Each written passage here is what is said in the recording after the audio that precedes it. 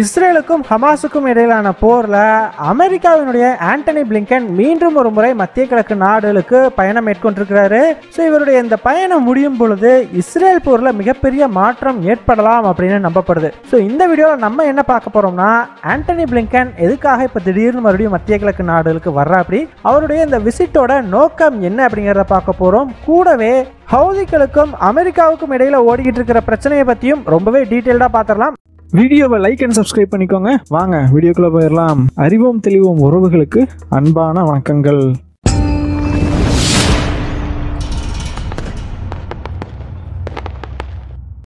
முதல் விஷயமா, அமெரிக்காவோட செக்ரட்டரி ஆஃப் ஸ்டேட்டான ஆண்டனி பிளிங்கன் மீண்டும் மத்திய கிழக்கு நாடுகளை நோக்கி ஒரு பயணம் மேற்கொண்டிருக்கிறாரு. இந்த முறை இஸ்ரேலுக்கு மட்டும் இல்ல, UAE, ஜார்டன், சவுதி மாதிரியான பல மத்திய கிழக்கு நாடுகளுக்கும் அவரோட விசிட்டுங்கிறது இருக்க போகுது. ஸோ ஆண்டனி பிளிங்கன் விசிட் பண்ணுறாரு அப்படின்னாலே அதில் காரணம் இல்லாமல் இருக்காது. ஏதோ ஒரு முக்கியமான விஷயத்தை பற்றி விவாதிக்கணும் அப்படின்னா தான் அவர் விசிட்டே பண்ணுவார். அந்த வகையில் பார்த்தீங்கன்னா இந்த முறை 3 முக்கியமான காரணங்களுக்காக தான் அவர் மத்திய கிழக்கு நாடுகளை நோக்கி வந்திருக்கிறாரு. ஸோ அது என்ன காரணம் அப்படிங்கிறத ஒவ்வொன்றா பார்த்துடலாமா? ஸோ முதல் காரணம் என்ன அப்படின்னு பார்த்தீங்கன்னா, இஸ்ரேல் இந்த போரை நாங்கள் அடுத்த கட்டத்தை நோக்கி நகர்த்த போகிறோம் அப்படிங்கிற அறிவிப்பை வெளியிட்டிருக்கிறாங்க. ஏன்பா, ஆல்ரெடி போர் ரொம்ப தீவிரமாக நடந்துக்கிட்டு இருக்குது, இதில் என்னப்பா இன்னும் அடுத்த கட்டம் அப்படின்னு கேட்டிங்கன்னா, இந்த அடுத்த கட்டம் அப்படிங்கிறது போரோட தீவிரத்தன்மையை குறைக்கிறதுக்காக தானே தவிர மறுபடியும் போரை தீவிரப்படுத்துறதுக்காக இல்லை. ஆக்சுவலாக இந்த போர் ஆரம்பித்த சமயத்தில் வடக்கு பக்கமாக இருந்த பல மக்களையும் தெற்கு பக்கமாக இஸ்ரேல் அனுப்பிச்சாங்க இல்லையா? அதன் பிறகு இப்போ தெற்கு பக்கமும் தாக்குதல் நடத்திக்கிட்டு இருக்கிறாங்க. ஆனால் இப்போ இஸ்ரேல் என்ன சொல்கிறாங்கன்னா, நாங்கள் வடக்கு பக்கம் ஆரம்பித்த வேலையை முடிச்சிட்டோம், இனி நாங்கள் அந்த இடத்துல ரொம்ப சிவியராக எந்த தாக்குதலும் நடத்த மாட்டோம், அப்பப்போ டனலை செக் பண்ணுவோம், டனல்ஸை டிஸ்ட்ராய் பண்ணுவோம், அப்புறம் ஹமாஸ் கூட 1-on-1 ஃபைட்டில் ஈடுபடுவோமே தவிர இந்த ஏர் ஸ்ட்ரைக் பண்ணுறது, கடுமையான கண்மூடித்தனமான குண்டுகள் போடுறது, இந்த மாதிரி விஷயங்கள்லாம் நாங்கள் அங்கே பண்ண போறதில்ல. அதனால இப்போ தெற்கு பக்கமாக போயிருக்கிற மக்கள் எல்லாம் அவர்களுடைய வீடெல்லாம் வடக்கு பக்கமாக இருக்குது அப்படின்னா அங்கே வடக்கு பக்கம் நோக்கி நகர்ந்து வந்துடலாம் அப்படிங்கிற ஒரு அறிவிப்பை இஸ்ரேல் வெளியிட்டிருக்கிறாங்க.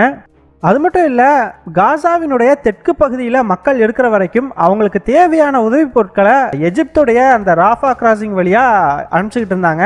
அதுவே மக்கள் இனி வடக்கு பக்கம் நோக்கி நகர்றாங்க அப்படிங்கும்போது அவர்களுக்கு தேவையான உதவிகள் இந்த ராஃபா கிராசிங் வழியாக அனுப்ப முடியாது, இங்கிருந்து அங்கே சேரணும். இதுக்கு குறுக்க இந்த பேட்டில் ஜோன் வேறு இருக்கும் இல்லையா? அதனால இப்போ இஸ்ரேல் என்ன சொல்லியிருக்காங்கன்னா, மக்கள் வடக்கு நோக்கி நகர்ந்து வந்துட்டாங்க அப்படின்னா எங்களுடைய கிபுட்சு மற்றும் எரேஸ் அப்படின்னு சொல்லக்கூடிய 2 பார்டர் கிராசிங்கையும் நாங்கள் ஓப்பன் பண்ணிடுறோம். அதாவது காசாவுக்கு பார்த்தீங்கன்னா இஸ்ரேல் கூட 2 பார்டர் கிராசிங் இருக்குது. அதையே போர் ஆரம்பிச்சதுக்கு அப்புறமா இஸ்ரேல் லாக் பண்ணிட்டாங்க. இந்த கிபுட்சு அப்படிங்கிற பார்டர் கிராசிங் வழியா தான் இஸ்ரேல் படைகள் காசாவுக்குள்ள நுழைஞ்சுக்கிட்டு இருக்கிறாங்க. அதனால அதுவும் பயன்படுத்த முடியாத சூழ்நிலையில இருந்துகிட்டு இருக்குது. அதுவே மக்கள் வடக்கு பக்கம் வந்துட்டாங்க, அவங்களுக்கு மனிதாபிமான உதவிகள் தேவைப்படுது அப்படிங்கும் போது நாங்கள் இந்த 2 பார்டர் கிராசிங்குமே திறந்து விட்டுறோம், இங்கே வர்றதையெல்லாம் நாங்களே செக் பண்ணி உள்ளே அனுப்பவும் தயாராக இருக்கிறோம் அப்படின்னு சொல்லியிருக்கிறாங்க. அது மட்டும் இல்லை, நம்ம போன வீடியோவில் தான் பார்த்துருந்தோம், சைப்ரஸ்ல இருந்து கப்பல் வழியா காசாவினுடைய கடற்கரையில் தேவையான உதவி பொருட்களை கொண்டு சேர்த்துறதுக்கான ஒரு அனுமதி அப்படிங்கிறதையும் இஸ்ரேல் கொடுத்துட்டாங்க. இதன் மூலமா வடக்கு பக்கம் மக்கள் நகர்ந்து வந்தாலும் அவங்களுக்கு தேவையான உதவி பொருட்கள் எல்லாமே கிடைக்கும் அப்படின்னு இஸ்ரேல் அதிகாரிகள் சொல்லியிருக்கிறாங்க. இஸ்ரேலோட இந்த திடீர் அறிவிப்புக்கு காரணம் என்னன்னு பார்த்தீங்கன்னா, ஹமாஸ் அழிக்க போகிறோம் அப்படின்னு சொல்லிட்டு தான் இந்த போரையே ஆரம்பித்தாங்க. ஆனால் இப்போ ஹமாஸ் அழிக்கிறது அவ்வளோ ஈஸி கிடையாது அப்படிங்கிற விஷயத்தை இஸ்ரேல் புரிஞ்சுக்கிட்டாங்க அப்படின்னே சொல்லலாம். அமெரிக்காவோட ஸ்போக்ஸ் பர்சன் கூட நேற்று நடந்த ஒரு ப்ரெஸ் மீட்டில் என்ன சொல்லியிருக்கிறாருன்னா, என்னதான் இஸ்ரேல் இவ்வளவு நாள் காசாவுக்குள்ள கடுமையான ஒரு ஆப்ரேஷனை நடத்தியிருந்தாலுமே கூட இன்னும் ஹமாஸுக்கு அங்கே ஒரு பயங்கரமான படைபலம் அப்படிங்கிறது இருக்குது. ஸோ அவங்களை எதிர்க்கணும் அப்படின்னா பல காலத்துக்கு சண்டையிடுற மாதிரி இருக்கும் அப்படிங்கிற மாதிரி சொல்லியிருக்காரு. இஸ்ரேலுடைய சமீபத்திய நகர்வுகள் கூட இதை நோக்கி தான் இருக்குது அப்படிங்கிறத நம்ம எடுத்து பார்த்தோம் அப்படின்னாலே தெரியும். உதாரணத்துக்கு முதல்ல படைகளை பின்வாங்கினாங்க, இன்னும் 1 வருஷம் கூட போர் நடக்கலாம் அப்படிங்கிறத ஓப்பனாக சொன்னாங்க. ஸோ இஸ்ரேலுக்கு ஓகே, இது அவ்வளோ ஈஸியாக இருக்க போகிறதில்ல அப்படிங்கிற ஒரு அண்டர்ஸ்டாண்டிங்க்கு வந்துட்டாங்க. அதன் விளைவாக தான் பாலஸ்தீன மக்களை வேணும்னா வடக்கு பகுதியில் மறுபடியும் செட்டில் ஆகிக்கோங்க அப்படின்னு கூப்பிட்டுருக்காங்க. காரணம், பாலஸ்தீன மக்களை ஒரு மூலையிலேயே தள்ளி வச்சு ரொம்ப காலத்துக்கு இஸ்ரேலால் போர் நடத்த முடியாது. அவங்களுக்கு ஏதாச்சும் ஆகுது அப்படின்னா உலக நாடுகளோட ப்ரெஷர் இஸ்ரேல் மேலே விழுந்துக்கிட்டே இருக்கும். ஸோ அந்த ப்ரெஷர் இல்லாமல் இஸ்ரேல் பல காலத்துக்கு போரை நடத்தலாம் அப்படிங்கிற ஒரு முடிவுக்கு இப்போ வந்திருக்கிறாங்க. அதனால தான் சரி செட்டில் ஆகிறதுனா செட்டில் ஆகிக்கோங்க அப்படிங்கிற ஒரு அறிவிப்பு வெளியாகி இருக்குது.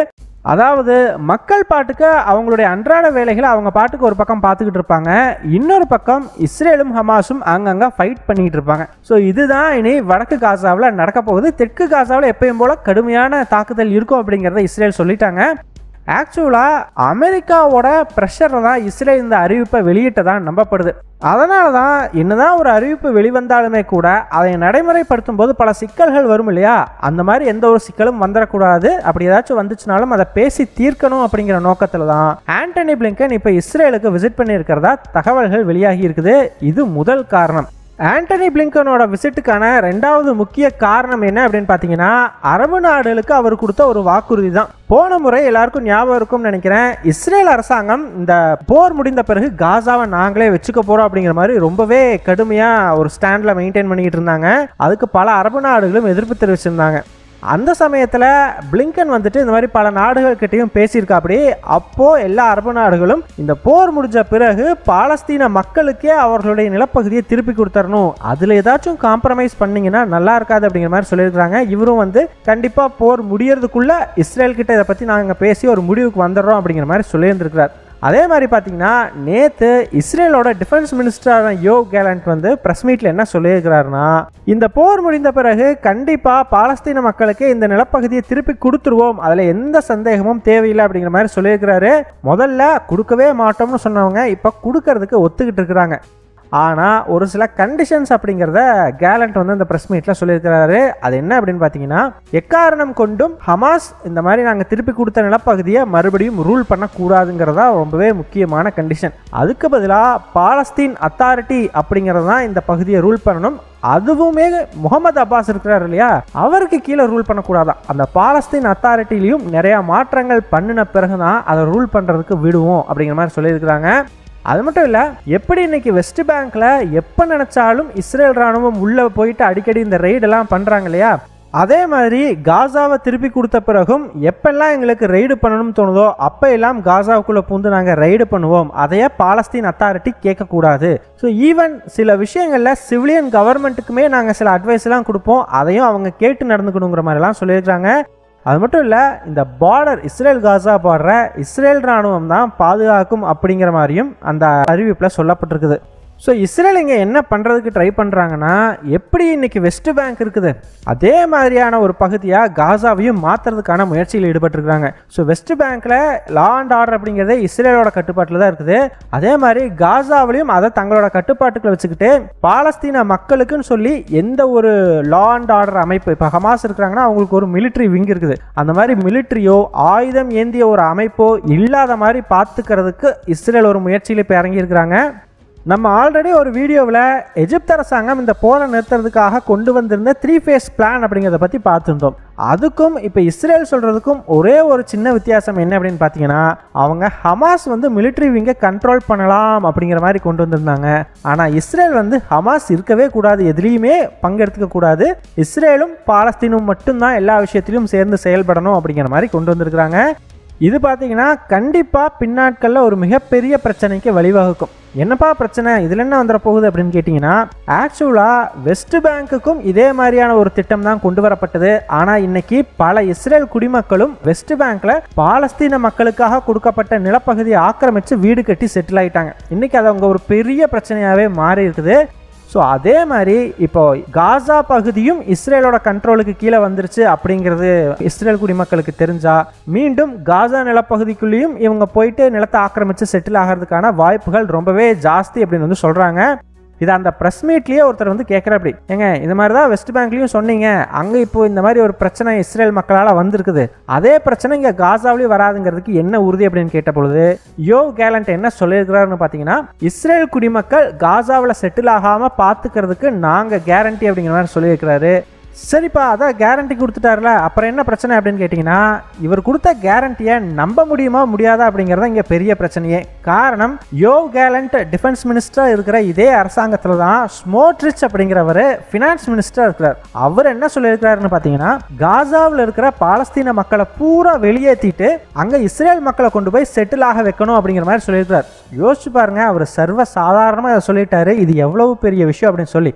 அவங்களுக்காக கொடுக்கப்பட்ட ஒரு நிலப்பகுதியிலிருந்து அவங்கள விரட்டி அடிச்சுட்டு அங்கே இஸ்ரேல் மக்களை இவர் செட்டில் ஆக சொல்கிறாரு. அப்படிங்கும் பொழுது இவருடைய அரசாங்கத்திலே இருக்கிற இன்னொரு மினிஸ்டர் கொடுக்குற கேரண்டியை பாலஸ்தீன் மக்கள் எப்படி நம்புவாங்க? ஸோ நம்ப முடியாது இல்லையா? இதுதாங்க இங்கே இருக்கக்கூடிய பெரிய பிரச்சனையே. ஆக்சுவலாக இந்த ஸ்மோட்ரிச் அப்படிங்கிற நபர் இதற்கு 2-3 நாட்களுக்கு முன்னாடியே இந்த கருத்தை சொல்லியிருந்தார். ஸோ அவருக்கு அப்பயே தெரிஞ்சிருக்குது இந்த மாதிரி பிளான் எல்லாம் போயிட்டு இருக்குது அப்படிங்கிறதே. காரணம், இவர் வார் கேபினெட்ல ஒரு மெம்பராக இருந்திருக்கிறாரு, இப்பயும் இருக்காரு. ஸோ அதன் மூலமாக அவருக்கு தெரிஞ்சிருக்குது, அதனால தான் சொல்லியிருக்கிறாரு. அதுக்கு அமெரிக்கா அப்பயே அவங்களுடைய கண்டனங்களை கூட தெரிவிச்சிருந்தாங்க.